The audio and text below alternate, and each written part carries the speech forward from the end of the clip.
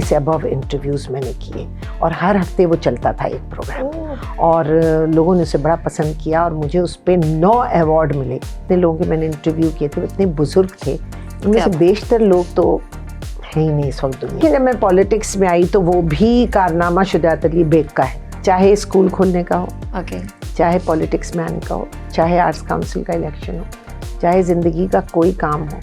شجاعت علی bag نے مجھ سے کہا کرو.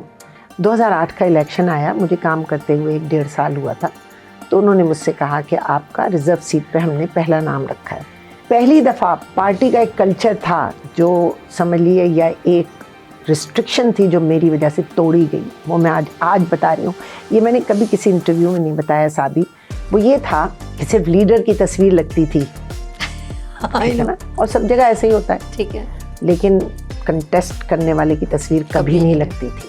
بہت سخت ان کا ایک احکام ہوتا تھا کہ صرف لیڈر کی تصویر لگی تھی.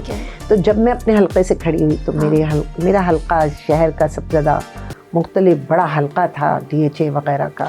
انہوں نے کہا کہ بھائی تم اتنی نو تمہارا فوٹو تو لگاؤ. تو میں نے کہا کہ بھائی فوٹو تو نہیں لگتا. تو انہوں نے کہا نہیں پوچھو.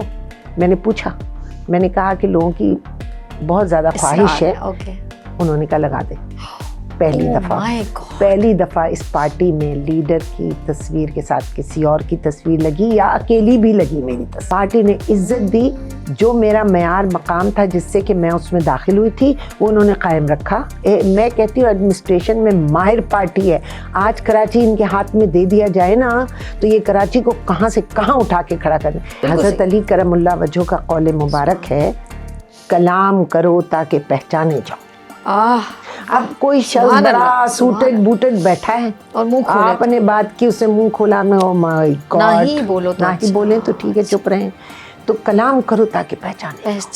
انسان اپنی زبان سے پہچانا جاتا ہے. جانور میں اور اس میں فرق ہی یہ ہے. تعلیم نہیں دی اگر آپ نے, ایک ماں اور باپ کا سب سے بڑا عمل جو اللہ تعالیٰ کے یہاں سب سے احسن مانا جائے گا وہ یہ کہ آپ نے بچے کو تعلیم دے دی, وہ آپ کا ثواب جاریہ ہے.